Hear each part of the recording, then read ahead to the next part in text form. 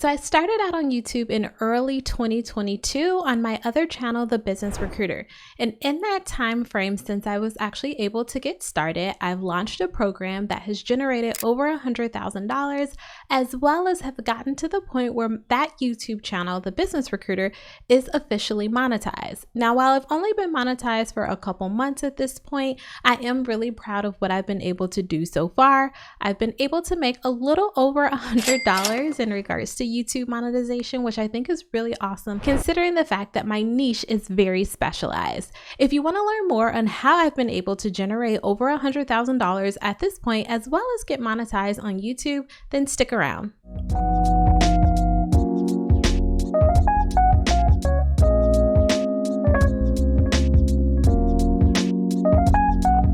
Hey everyone, I'm Natasha with Subscribers to Clients, where I focus on all things business, finance, and personal growth. The purpose of this channel is to actually provide you with a view of how I've been able to do so well on my other YouTube channel, The Business Recruiter, in terms of being able to generate over $100,000 in less than a year, as well as also get monetized. If you're a small or aspiring YouTuber, then this channel is definitely for you. My goal with this channel is to share all things tips, tricks, and ultimately advice in regards to how you can get your YouTube channel off the ground and ultimately be successful. So as I shared already, I have officially been able to get monetized on my other YouTube channel, The Business Recruiter. So if you're not familiar with what YouTube monetization is, then let's go ahead and dive into it a little bit.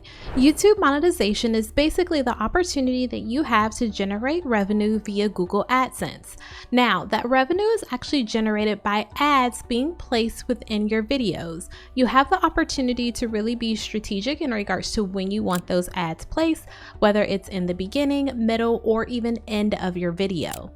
Ultimately, the more videos that you're putting out and the more ads that you're adding will help you to get to a point where you're able to actually generate more significant revenue from Google AdSense via YouTube monetization. Now, in order for you to hit YouTube monetization, there's a couple things that you do actually have to do.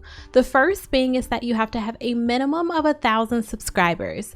Now, that sounds pretty easy, right? In regards to the fact that 1,000 really isn't a lot. However, YouTube is a completely different game when I compare it to like Instagram or Facebook, where I feel like it's very easy for you to be able to hit that 1,000 subscribers. I think when it comes to YouTube, there's just a level of intentionality that comes into play in regards to you actually being able to hit that 1,000 subscribers. And the reason that I say that is because YouTube is really long form content. You have to be able to draw your audience in the very, beginning of your video, ultimately within the first 5 to 10 seconds for them to actually stay on.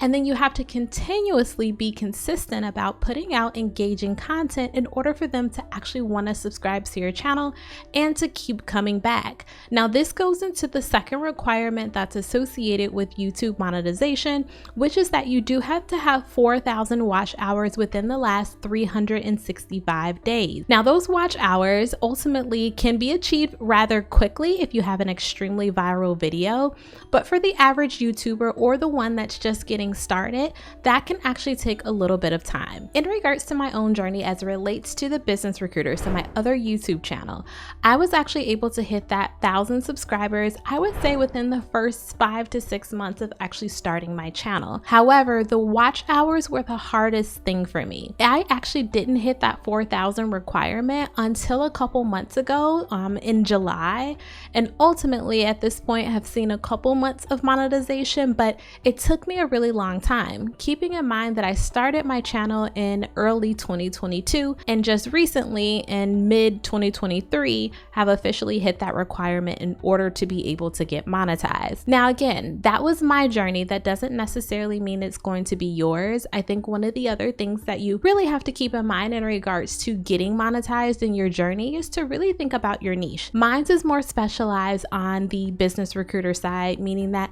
I'm really focused on all things recruiting. On that channel, I'm not talking about anything such as stocks or Airbnb or starting a drop shipping company. Topics that are really popular that if you search YouTube on how you can start a business, those are the things that are going to come up.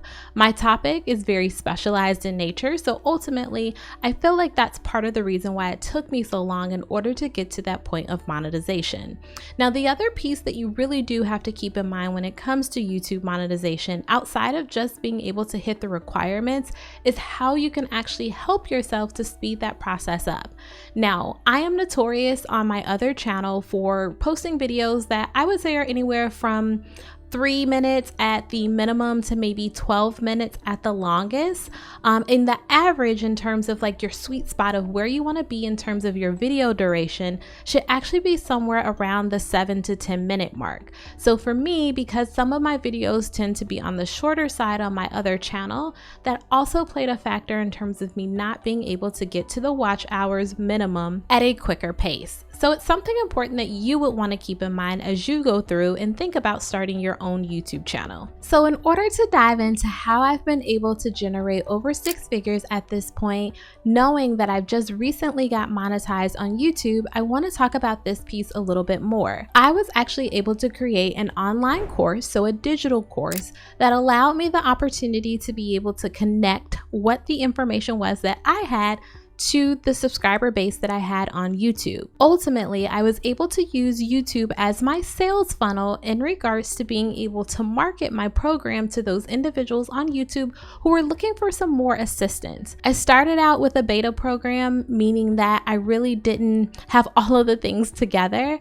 It was really my opportunity to experiment. So I took on 2 students so that I could really have the opportunity to see what good looked like, what maybe I needed to improve, and then ultimately how I could go about scaling. Eventually, I continued on my journey with this online program and have only actually done one big edit of it to this date. Now, I've done some smaller edits in terms of the program, but ultimately I created this program back in September of 2022 and really have not actually touched it at this point. With that being stated, I have been able to generate over $100,000 at this point for a program that I actually only created once. So let's go ahead and log into my Stripe account so I can show you exactly where I'm sitting from a revenue perspective. Okay, so as you can see, this goes all the way back to January of 2022 up until where we are now.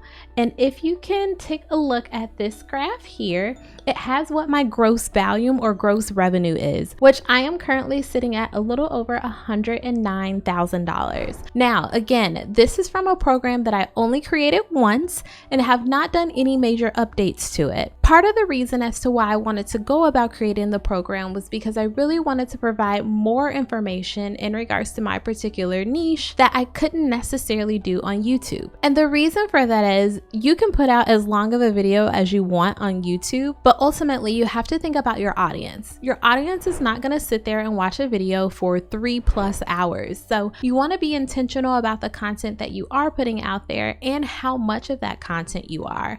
I realized that I was actually going to be limited in what I could put out there from a YouTube perspective, which gave me the idea in regards to creating an online course. And I think the fun thing about that piece is that once you get a couple students under your belt in terms of actually going through your course, then they start to speak about and talk about your program that you've put out. They start to talk about their success, and ultimately it starts to create this almost cult-like following that's associated with you and your program and your course and what it is that you've been able to put out there. And once you've established yourself as an expert in that particular niche, whether that's Airbnb or whether that's stocks or whatever it is that you would want to focus on, you've put yourself in a position where your audience now trusts you. And once they trust you, they're more than likely to want to buy your product. And it's important to keep in mind that that trust will also continue to drive organic traffic to your channel. In order for the algorithm on YouTube to continue to push your content, there's a couple things that you do want to keep in mind.